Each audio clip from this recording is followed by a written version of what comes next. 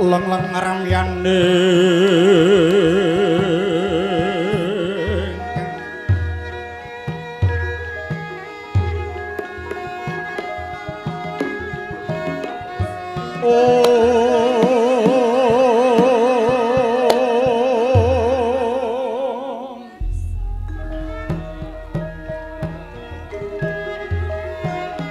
sasongko tumanyar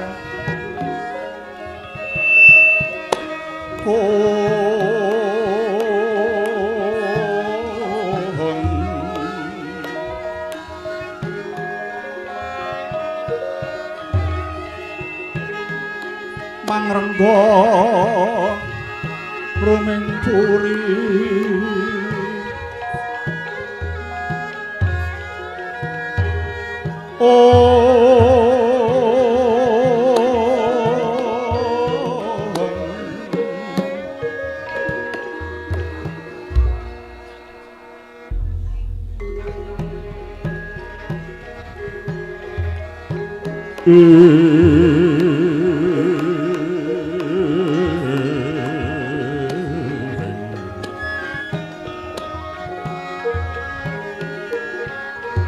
mangken tanpa siring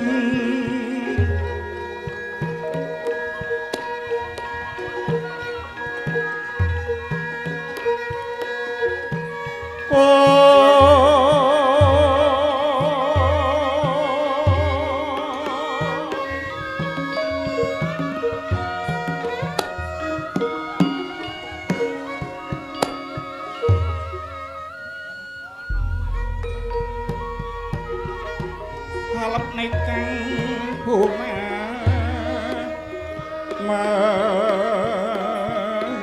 mahaslir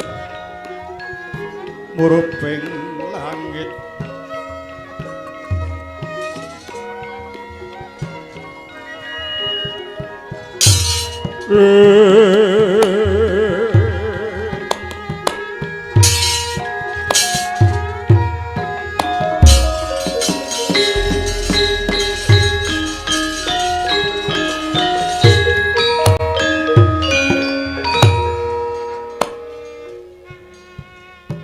Surep Data Pitana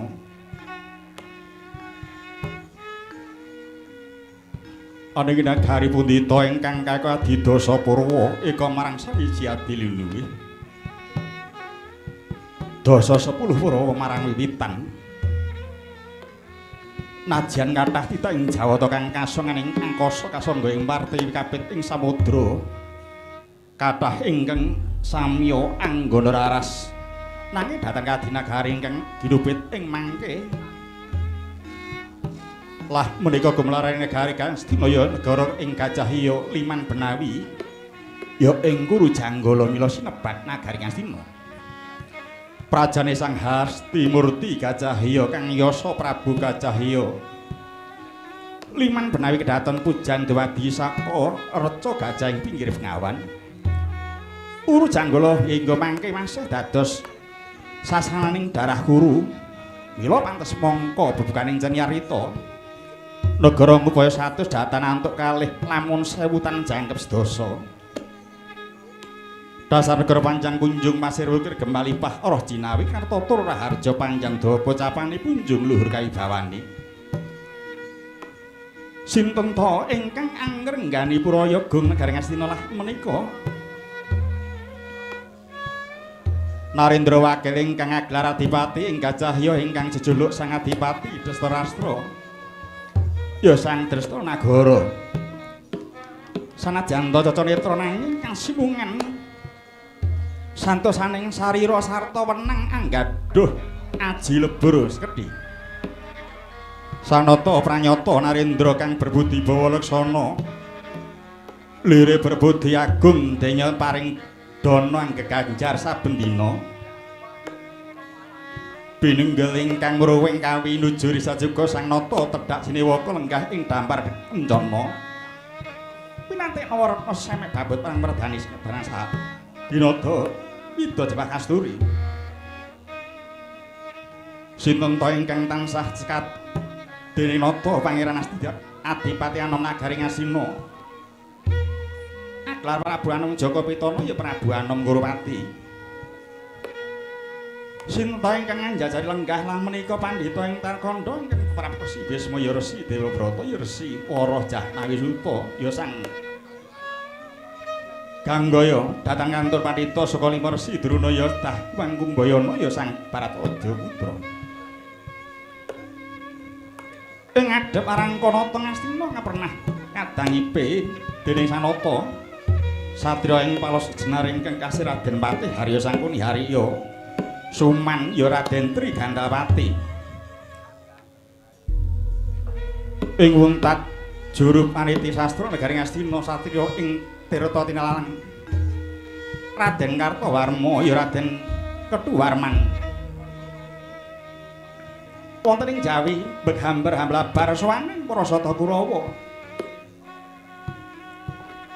kang dipundhindhi satriya Panjarjana Raden Dursasana mangkono sabaning Sang Nata Lamanta dereng kiyosi nglisan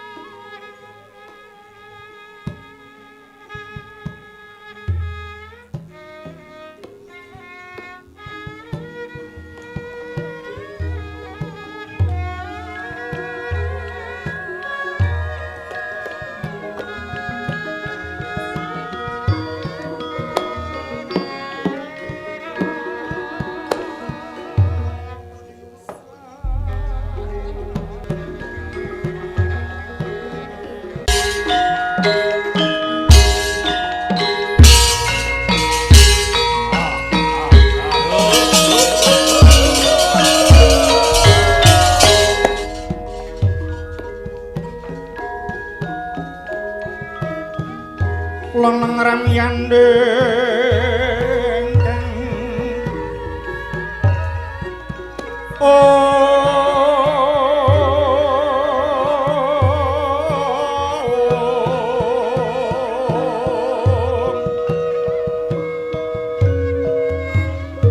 sasangka gumanyar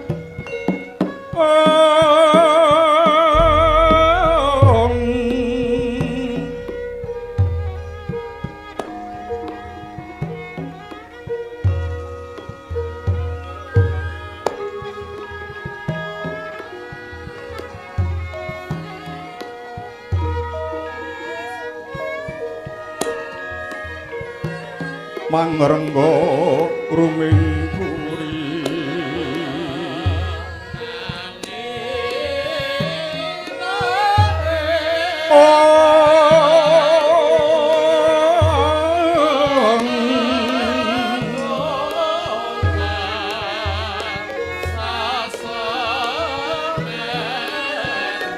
mangken tanpa siring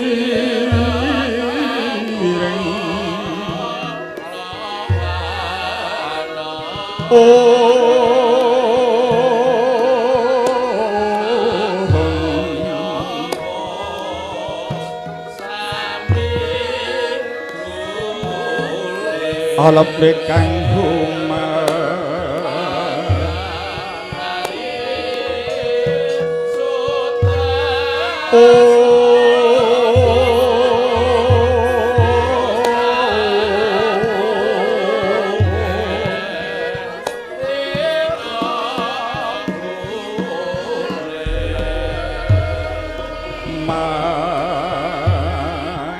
maslir nguruping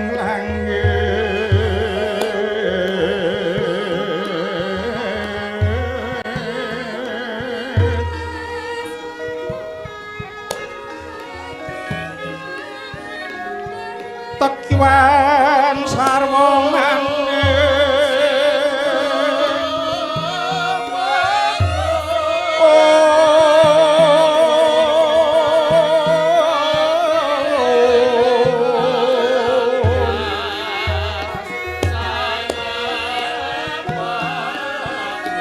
cawenya sinawung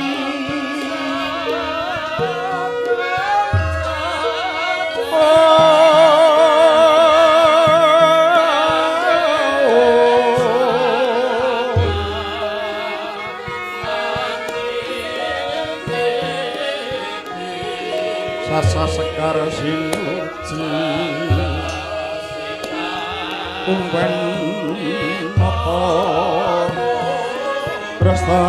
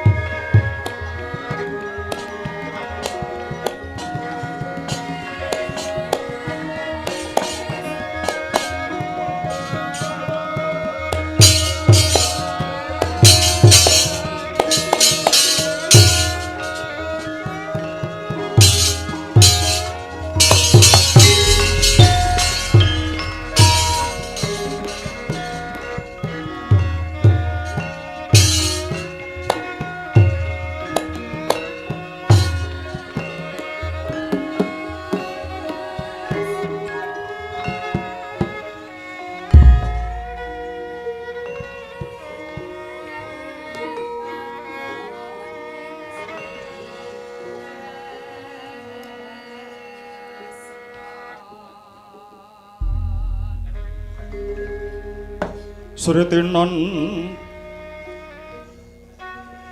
ing pasewakan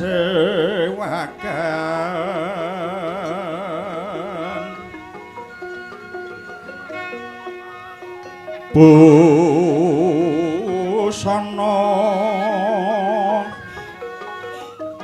maneka warna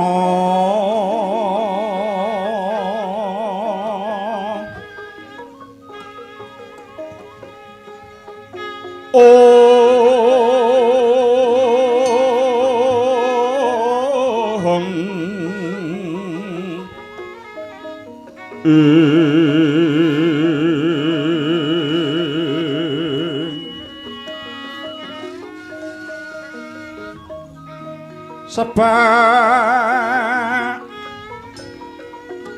puspiting udyana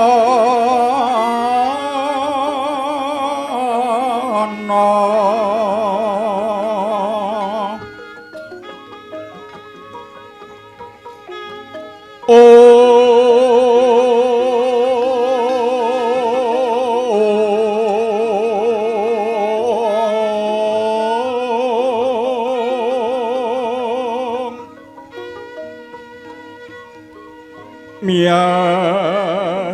panjrahing sarwa rukma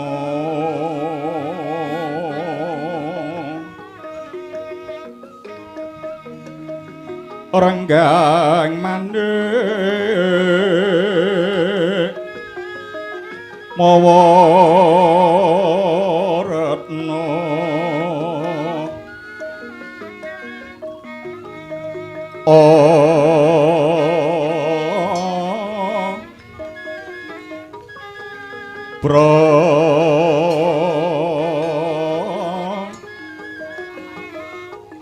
Prabanya sunirat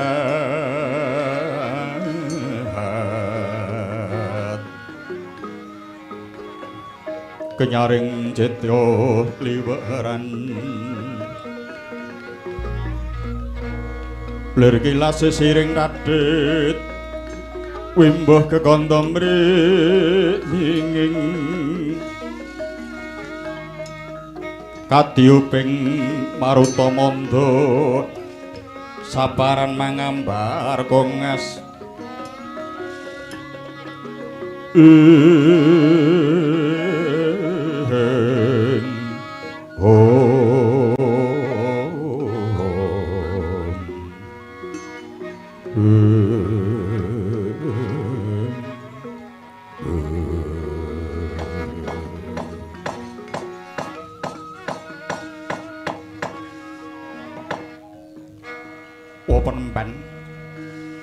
Penemban Bisma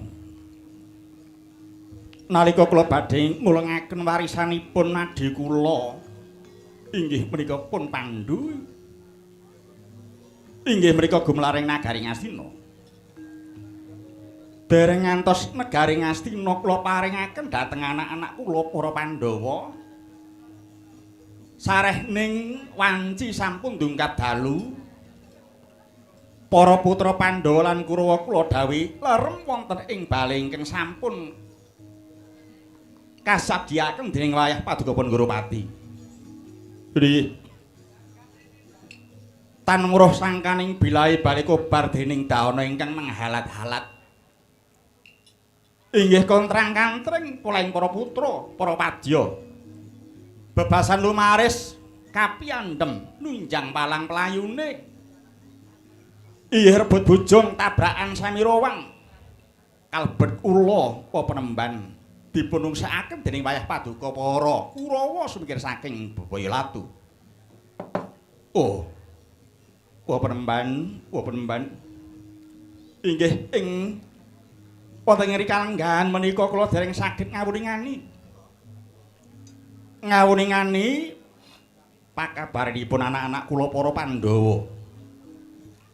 Tambah ngrawat-rawat ujaring Mbok Bagus Nambiwara. Langkung-langkung miturut aturipun kadang kula pun patih Sengkuni. Bilih wayah Paduka para Pandhawa kalebet kadang kula Yai Kunti sampun dumrigining pejah kobar dening dawana. Oh, penemban. Dosa menapa ingkang kula sandang? Dene kula mboten saged ngayomi anak-anak kula para Pandhawa kalebet kadang kula Yayi Kunti Talibrata penemban. Hatta para hapsari tumonton resang diwija. Kadya gewar jiwa.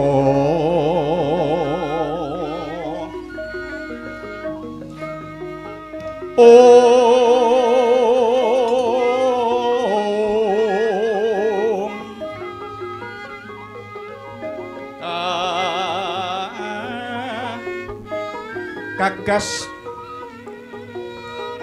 ing dasrahat kewraning karyanira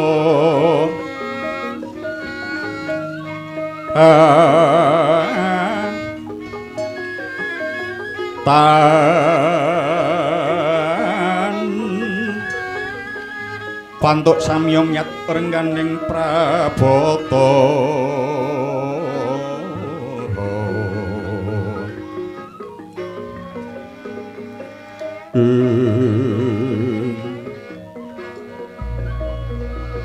Haraning kadhep kumelapindo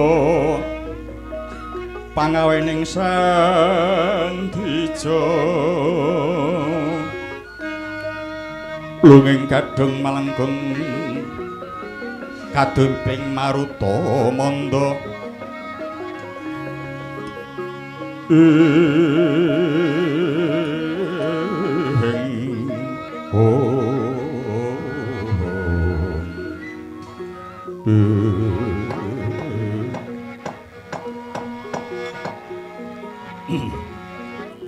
Kaki Adipati, ya. Alon-alon nggonku bakal ngembat perkara iki. Senguni wonten pangandika ingkang dawuh penemban. Apa bener aturmu yen para Pandhawa klebu Nini Kunti wis tumekaning pati? Lan apa ingkang minangka tandha yekti yen Pandhawa lan Kunti wis tumekaning pati Senguni? Inggih. Kaluhuran dawuh paduka sang penemban.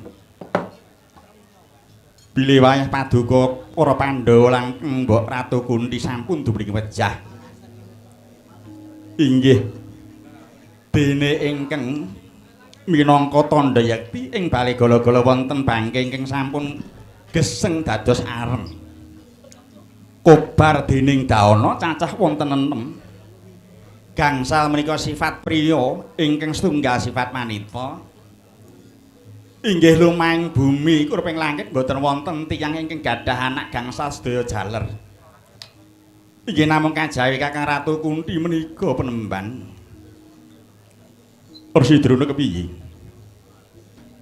Oh, lule. Sakali penemban. Manut pemanggih kula Pandhawa lan Dewi Kunti dereng kinukut sugengipun. Menawi dereng kliwat Baratayuda Jaya Binangun, jerprang Baratayuda Jaya Binangun menika sampun dados jangkaning jagat kauling para Brahmana Resi menika mesti kelampahan.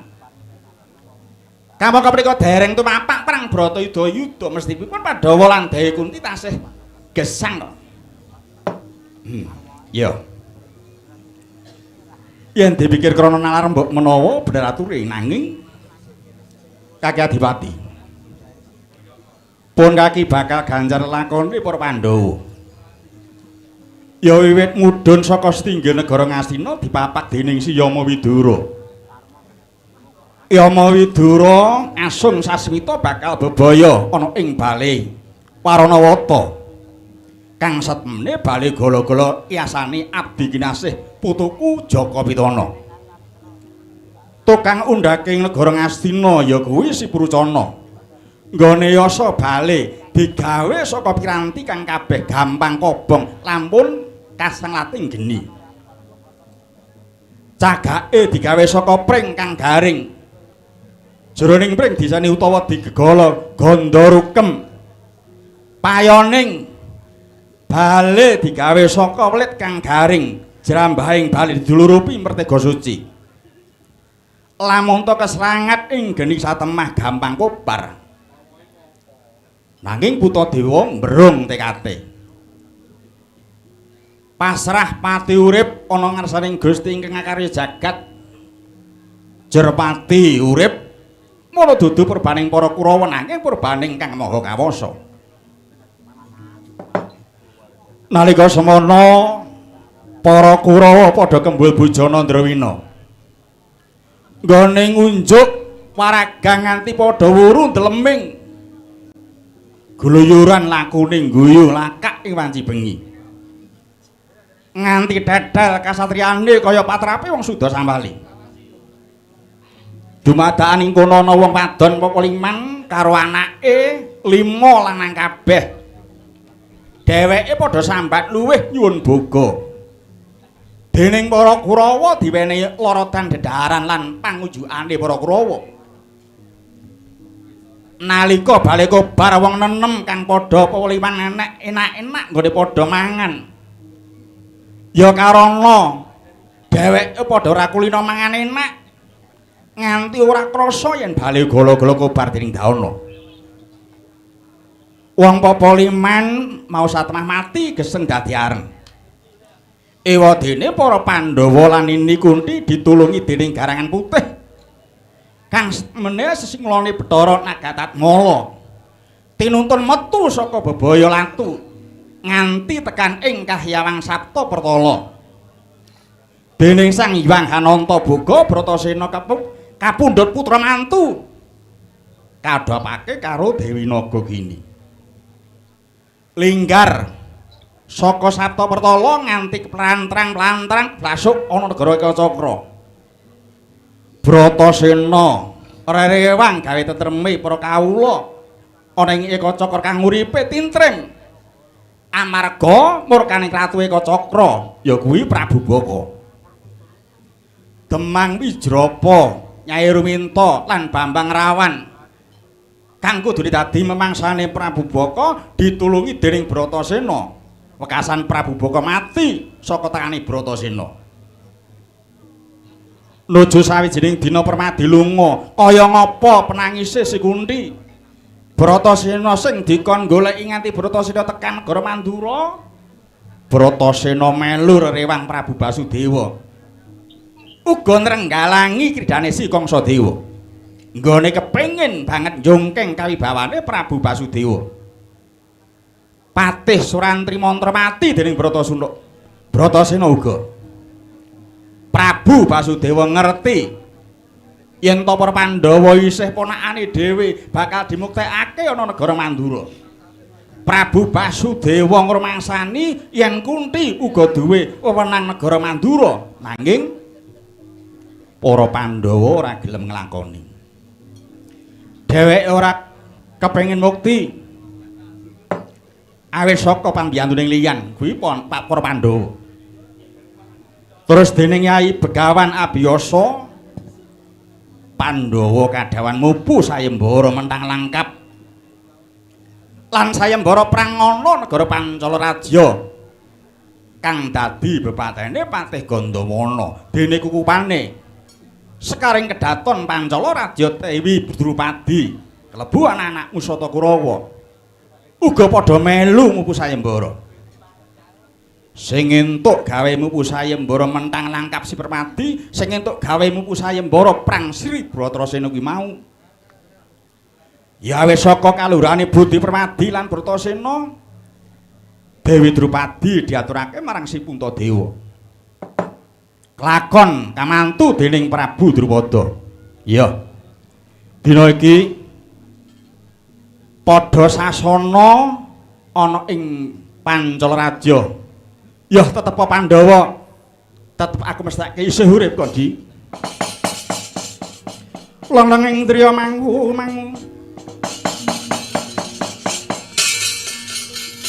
mangungkung kanduhan rimang lerena tanpa kahanin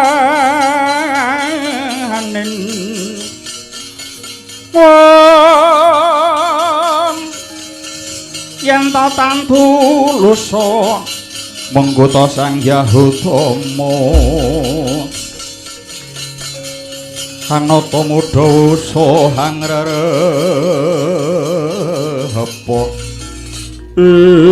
kowe latal. Ya nggih wah penemban biar padang ngraosing manah kula kados lumampah ing wanci panglong kapapak obor sayuta dupi midhanget dawuh paduka bilih pulunan kula para Pandhawa kalebet Nyai Kunti menika tansih gesang.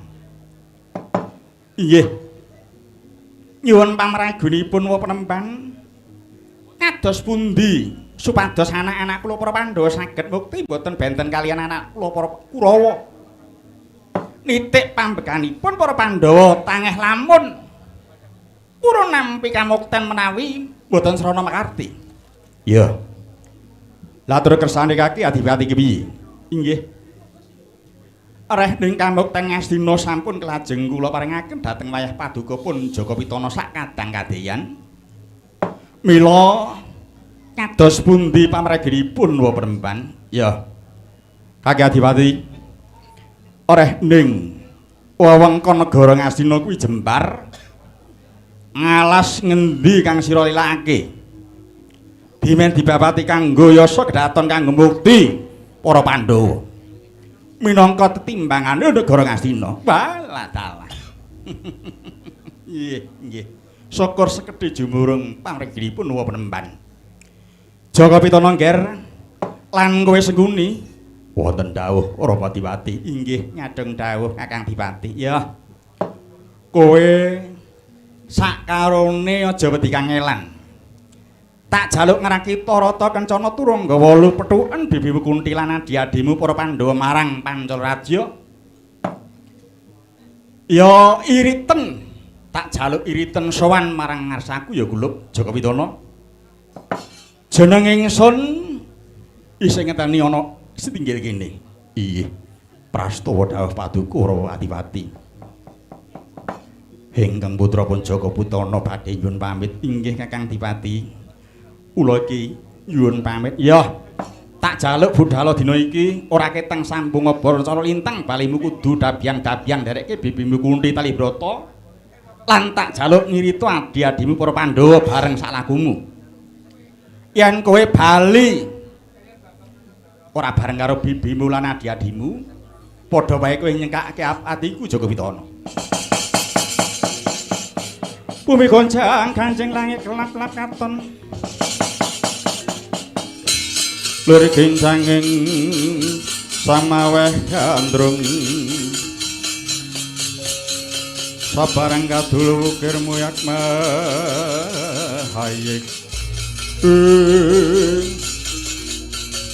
Wauta kaya mangkono dereng dangu anggenipun samiya rasan kaduka sakala kedadak swane Kunti sapranan ing Pandhawa.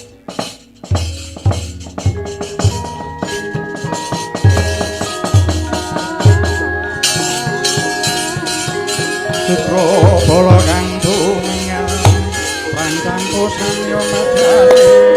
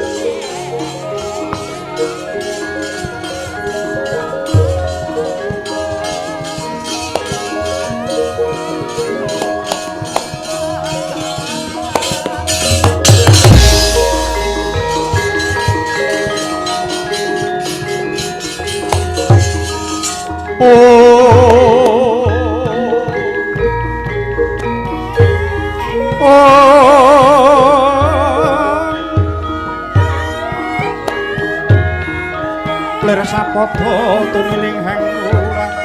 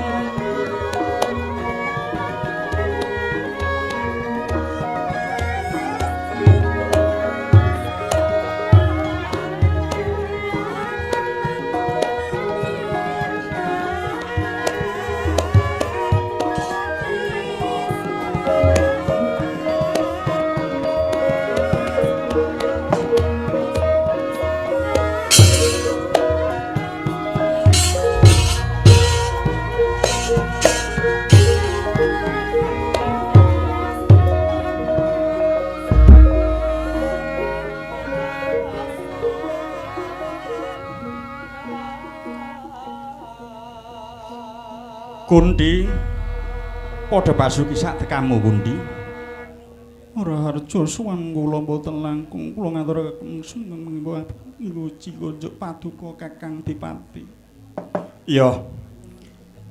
Tak tampa gawe gedhening atiku ya Kundi. Prayogakna lungguhmu ya Kundi. Nyuwun inggih. Kados boten ngrang prayogi suwan kula wonten ing ngarsa paduka Kakang Dipati. Pinten lantang sen. Padha raja suwanmu ya Kulub. Ora raja suwan kula Adipati. Boten langkung sumekaning pabekti kula mugi kunjuk Adipati. Sungkem kula mugi kunjuk Adipati. Yai Kundi. Sakwise aring kang napas sangsat kang ngriwe pun Kakang bakal paring dawuh marang anak-anakku para Pandhawa. Nanging sadurunge pun Kakang paring dawuh aku njalukake pangapura keluputane anak-anakku para Kurawa jaman lakon bali golo-golo. Ya nganti keplantang-plantang uripe Yai Kunti lan para Pandhawa awit saka pakartining para Kurawa. Mboten dados menapa ingkang Dipati. Malah kula ingkang nyuwunaken pangapunten mbok menawi anak-anak kula menika ingkang nandhang kalepatan dhumateng paduka Kakang Dipati. Inggih panandhanging para Pandhawa awit lelampan bali golo-golo mbok menawi amargi anak-anak kula kirang prihatos namung udi karemenaning lair satemah lena ing batosipun Kakang Dipati. Wis Kundi wis. Iya. Kaya didodhok rasane atiku Kundi. Anane si Hadi sak anak-anakmu tak timbali sowan marang negara Ngastina. Pun Kakang kepengin nyumurupi anak-anakmu para Pandhawa padha mukti tanpa beda kaya para Kurawa. Ya nitik pambekane anak-anakmu para Pandhawa kang ora gelem nampa kamukten tanpa makarya kae ana alas kang isih ladan negara Ngastina jenenge alas Wisamarta ya Wisaharja tak lilake lan tak paringake marang sira Yai Kunti sak anak-anakmu babaten karo anak-anakmu yen wis resik adekana kedaton nggonen mukti kowe sak anak-anakmu ya Kundi. Pira ragate, pira probeyane mengko bakal milih lumintu saka negara Ngastina Kundi. Agyatri sang kapirang Prinangkul kinempet gempet dosang retnaning bawana ya si tukang walang adi ya si tukang kudu garing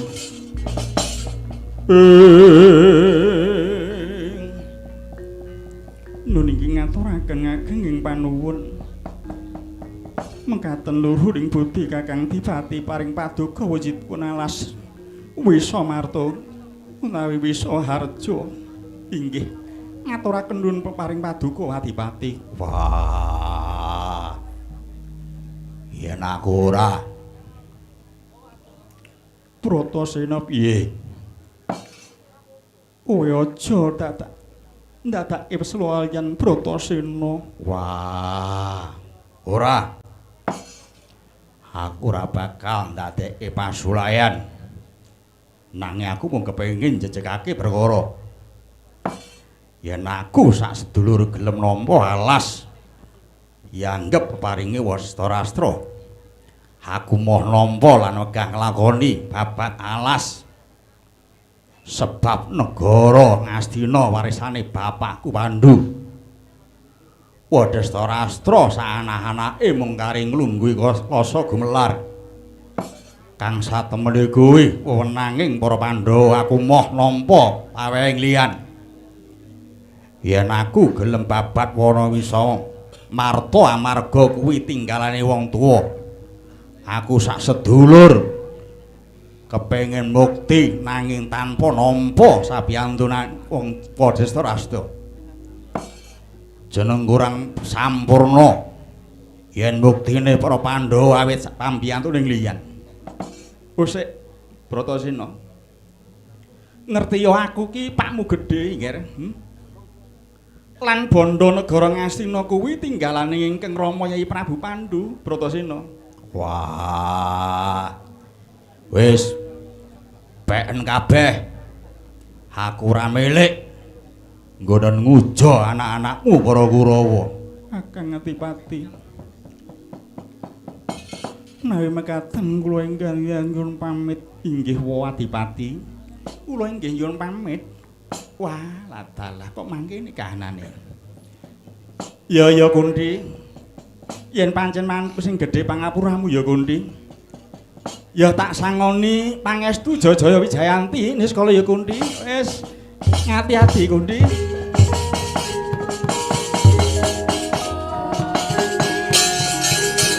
Sukra bala kang dunyang rancampo samya madrasah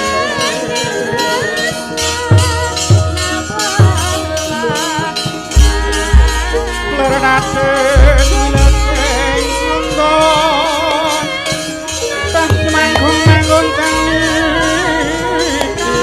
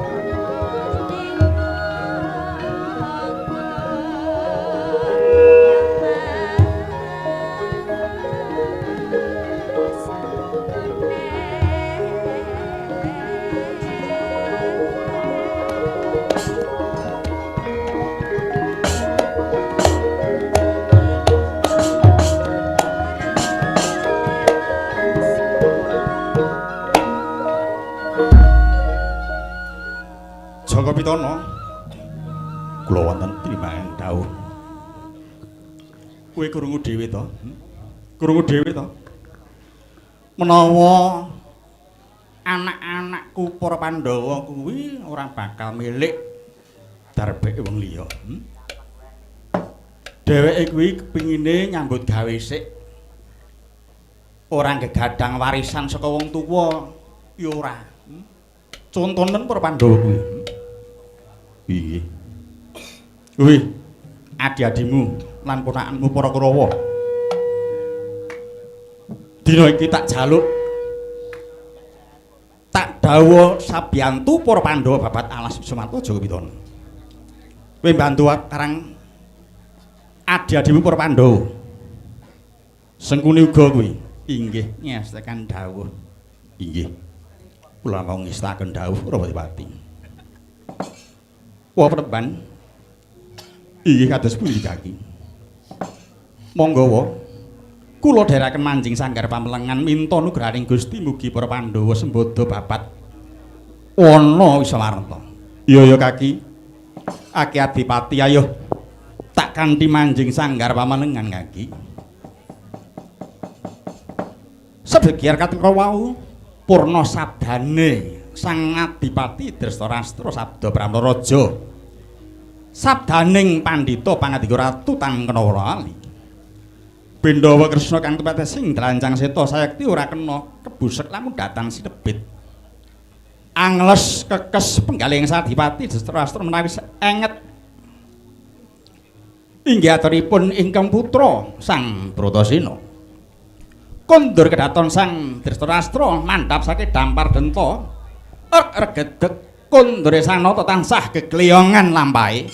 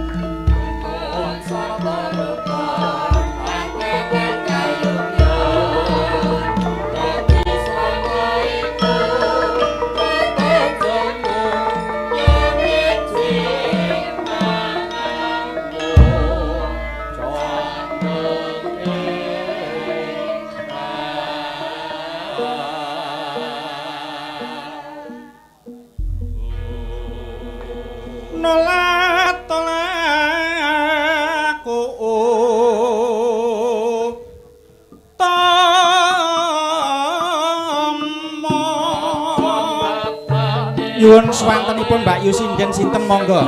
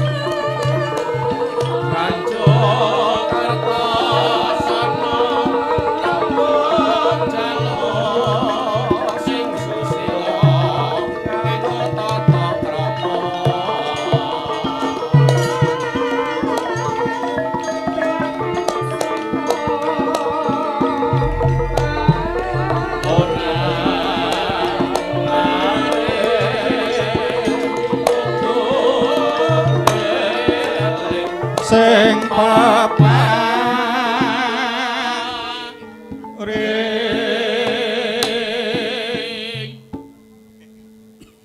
kepati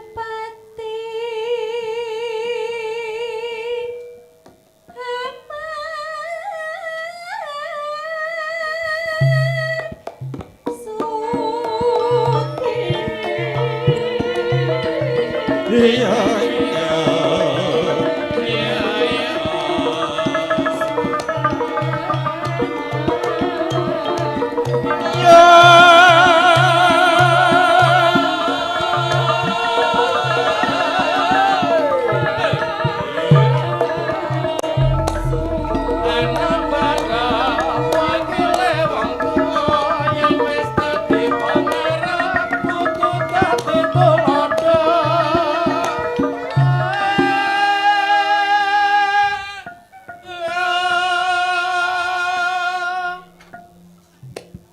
Yo.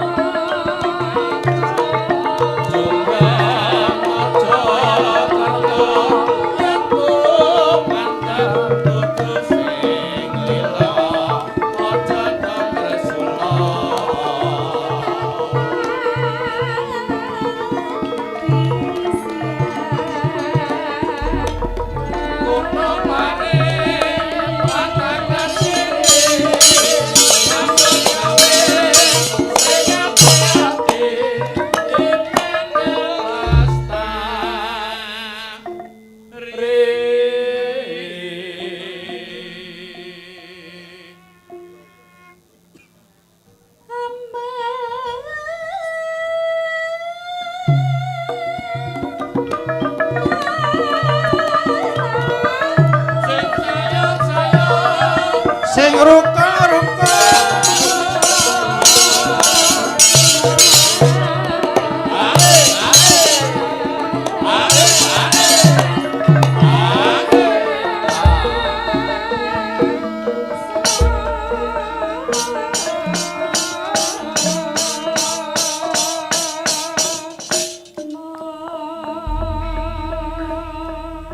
anak kunduk bocah ayu Hanawati ngger ana dawuhmu apa Yung? Ya ijabah saka kersaning Gusti Kang Maha Murah rahayune skala awit kersaning Gusti Kang Maha Kawasa bengi iki aku kowe pinayungan rahmat lan hidayah insyaallah awet sehat wungon bareng ana ing Desa Tirtasari RT 01 RW 06 Kelurahan Rejosari Polokarta ana ing Kabupaten Sukoharjo, Nduk. Ngono ya, Mak. Iya. Swasana sidhem ya, Mak. Iya. Pancen digawe kondusif kok, Nduk. Wayang kuwi dudu konser kok, Ngger. Wayang kuwi tontonan abadi wiwit jaman kauripan abad ke-12 nganti saiki isih eksis ora luntur merga akulturasi budaya saka negara manca kok, Nduk. Mangkono ya, Mak. Iya. Merga Sajroning wayang kuwi nggih mupiwulang ora mung menonjol kang sisi hiburan tok ya ora kok nggir. Ngono ya, Mak. Iya. Lah terus banjur bengi iki sowan sapa to, Mak? Orang ngira lan orang legewa ya, Nduk. Bengi iki awake dhewe iso sowan silaturahmi kelawan warga Kelurahan Rejosari kene. Kang ujupe ya kuwi nderek kenal gladi wanuh. Tumraping warga masyarakat ana ing Tirtasari. Awake dhewe duwe kewajiban nderekake ya kuwi Kangmas Mutuntas Subagio kelawan Kangmas Jayendra Dewa. Ngono. Heeh. Wigati ya kuwi sambang warga. Lan ketemu utamane warga ana ing Polokarto kene. Ngono ya, Mak. Heeh. Intine wis diandharke mau ngarep ya to. Wis diaturake mau ya kuwi Mas Tuntas kelawan Mas Jayendra kepengin tepung lan uga nyuwun pangestu anggone bakal maju ana ing konsultasi pilihan kepala daerah utawa pilihan bupati ana Leladan Sukarjo kene nggir. Mangkono ya, Mak. Iya. Pancen kepara nyata kok, Mak. Iki aku ya rasane seneng merga saiki warga wis padha iso nyawijikake tekad dadi siji orane padha wigih-wigih ringa-ringa iki jamane lan erane transparansi. Kepara nyata nggir. Pancene Mas Tuntas kuwi jane tenan kok nduk ora kersa kok nggir.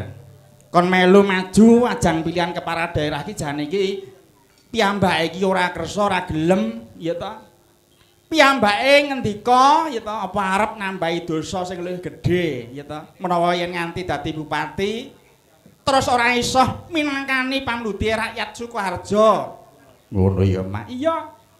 Panjenengane Mas Tuntas kuwi jane ning dalem bae wis kepenak kok nggih tenan wis kepenak ya ta. Ning omah wis tunggone anak ya ta. Bojo Urung. Lan sarwa cukup tenan Mas Tuntas kuwi. Lan mulya panggesangane. kok kowe mau ngendika durung? Durung ning ping 8 urung, Nduk. Iya. Ning gandeng warga masyarakat sing padha rawuh ana daleme Mas Tuntas kang mapan ana ing Purbayan Bagi ya ta. Kepengen lan golek pemimpin sing isih enom ya ta. Tur ya berwawasan ke depan sing amba ngono kae. Ngono ya, Mak. Iya, lan duwe jiwa sing revolusioner ngono kae lho, Nduk. Ngono ya, Mak. Iya. Mas Tuntas disuwun gelem ora gelem kudu gelem maju dadi calon pemimpin ana ing Sukoharjo. Ya ta. Kuwi kabeh ngono ya saka akumulasine saka masyarakat Sukoharjo kang wis padha jenuh utawa bosen karo kahanan Sukoharjo sing kang lumadi iki, Nduk. Ngono ya, Mak. Saperangan gede masyarakat Sukoharjo kepengin banget ana perubahan ana ing kutha Sukoharjo, ana ing Kabupaten Sukoharjo. Ngono. Iya. Ora mung ganti pemimpin tok, ning golek pemimpin sing mangkonane bisa gawe Sukoharjo ora iso dipandang sebelah mata kelawan daerah liya, Nduk. Ngono ya, Mak. Iya. Dadi ora mung stagnan, ora mung ngene wae. Ngono ya, Mak. Iya. Mula bengi iki tenan. Wujute sosialisasi bakal calon, gitu. Mengko yen lolos verifikasi eksternal, anu internal, gitu, terus eksternal. Ngono ya, Mak. Iya, kuwi terus dadi calon. Iso maju. Kuwi sok kapan? Yen ora krungu panduluku sok Agustus, Nduk. Agustus kuwi DCT. DCT kuwi apa? Daftar calon tetap. Mulane tak suwun warga masyarakat Sukoharjo, ayo iki gandeng Mas Tuntas kuwi liwat independen, jalur pribadi, mandiri, diragati dhewe Kaya bengi iki. iya. Wayangan bengi iki diragati Mas Tuntas sak kabehe. Ngono ya, Mak. Mulane warga Sukoharjo disuwuni donga pangestu lan disuwuni panyengkuyunge lumantar dukungan lewat KTP. KTP pendukungan, Nduk, sang kang wis lumadi lan wis mlebu verifikasi nang KPU yen kurang luwih ya ana 59 punjule sekian-sekian ribu KTP pendudungan kuwi sak wilayah Sukoharjo. Sak kutha Sukoharjo. Iya.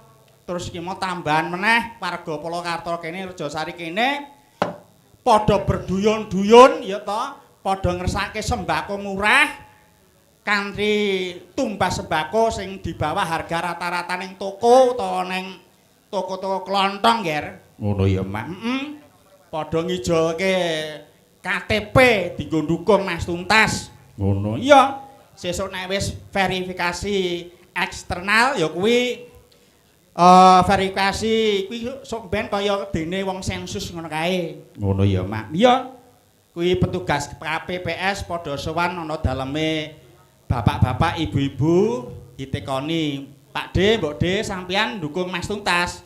Nggih. Nah niku sampeyan pun dados napa niku pencatat sejarah, pengukir sejarah wonten ing Sukoharjo. Ngono ya, Mak. Iya. Ngono.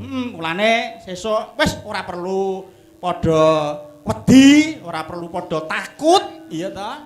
Sing jenenge BLT, terus PKH, kuwi wewenange pemerintah pusat. Ngono. Iya. Ora bupati, ora. Sing penting cedak Pak Lurah, iya ta? Kok cedak Pak Lurah? Pak Lurah iki kok ngratani. Lah sesuk nek sing nyekel Mas Tuntas iki diratani kabeh.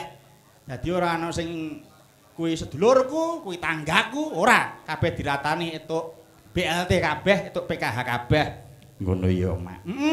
Mula nduk tenan iki awake dhewe sak bisa-bisa bismillah wae bisa mencatat sejarah ana ing Sukoharjo. Kuwi dipurwakani saka Sukoharjo sik, saka daerah. Lah mengko insyaallah nasional, Nduk. Ngono iya. Tak gadang-gadang Mas Tuntas aja mung Sukoharjo. Ngono iya. Sukoharjo nek tak jaluk ya sak periode wae, sak periode. Bar kuwi presiden. Oh, ora apa-apa. Wong kabeh kuwi duwe cita-cita niat luhur kok. Ngono kaya cilikanku cita-citane. Cita-citamu apa? Ngremuk presiden. Oh. Malah kaya ngono iki piye? Kaya ngono cita-cita iki piye ta ya? Ngono ya, Mak. Lah terus iki mesti diandharke make nganggo kepriye carane, nganggo cara warga masyarakat asli Sukoharjo cukup ya ta, cukup kalian KTP pendukungan sing dibutuhake Mas Tuntas. Iya. Kuwi kanggo syarat-sarana lolos sebagai calon tetap Bupati Sukoharjo. Ngono. Mulane saiki tenan awake dhewe iki ya ngenteni sesuk verifikasi internal, ya toh. Permen sesuk tanggal 29 insyaallah sesuk kuwi pengumuman. Lah tahap pertama bismillah lolos, tahap kedua lolos DCT. Terus wayangan Mubeng Sukoharjo ping 20. Terus dalange ya sing gelem sing wani. Kira-kira dalang sing rawani ya nyun sewu. Tak tinggal. Iya. Saiki sedamane ora wedi kok Nduk kudu wani. Ngono. Wong nyatane dalang nek ora golek badokan dhewe ya ora entuk pangan kok. Ha iya. Apa arep melu pemerintah? Iya. Mulane Nduk ngaturkan panuwun sanget iki mau ya wah jan Mas Tuntas piyaine ya bagus, isih nom ya to. Coba sesuk ki tenan Nduk. Neng Sukoharjo ki nek ora kleru jagone iki ora mung Mas Tuntas tok, ning ngene wong telu. Telu. Iya, kabeh apik kabeh, pinter kabeh, sugih kabeh. Lho, ngono. Kari masyarakat saiki kari nintingi endi sing sekirane sing biasane awake dhewe melu sapa? Melu partai ABCD ya toh. Sing ndengi awake dhewe 01, 02, 03, bengi iki 00. Iya. Independen kok, Nduk. Ngono. Iya, penak. Mula sing biasane sok ben umpama ya Mas Tuntas kuwi kepareng nyepeng wonten Sukoharjo, biasane dana desa ki ngalir ya kudune iki 100%. Lah saiki mung cirit-cirit ya kaya uyuh kena batu ginjel ngono kae, ya ta. Lah sok ben di bawah kepemimpinane Mas Tuntas insyaallah diguyurke kabeh, balekke ning desa kabeh. Mergane apa? Independen kuwi ra duwe DPR. DPR sapa? Ya masyarakat, ya awake dhewe iki sing milih Mas Tuntas. Sok ben nek sekirane Mas Tuntas nglewar ya to, ora ndalan, lah awake dhewe sing ngedukke. Ngono ya, Mas. Iya. Mulane kanthi tekad bismillahirrahmanirrahim. Ya ta murwakani ana ing desa Rejasari kene disekseni Danyang Nyai Danyang kene. Ngono iya. Nek nganti Pak Lurah sesuk ora ngrewangi, oh tenan. Isa tetak pindho, Nduk. Lah iya, malah ngepok. Ora. Wah, iya, matur nuwun. Iki sadurunge awake dhewe bengi iki ngaturake binatang tamu. Kok binatang tamu? Peluwak iki lho, Nduk. Pelawak. Heeh, pelawak. Ana Mas Jo Klitik Jo Kluthuk kuwi pelawak kondang misuwur saindenge telanah Jawa. Iya, heeh. Dilengkah ya sing gaib-gaib kuwi ya dheke kondang. Iya. Heeh. Ayo iki coba awake dhewe nyuwun jumenenge Mas Tuntas ben tepung iki mau kan warga durung ketok to, durung enek sing rawuh. Lah iki mumpung enek warga sing wis padha kumpul, monggo dipethuk. Monggo kanthi metaraman kepareng Mas Tuntas kalian Mas Jayendra minggah dateng panggung langkung rumiyin. Monggo. Monggo to, turuk.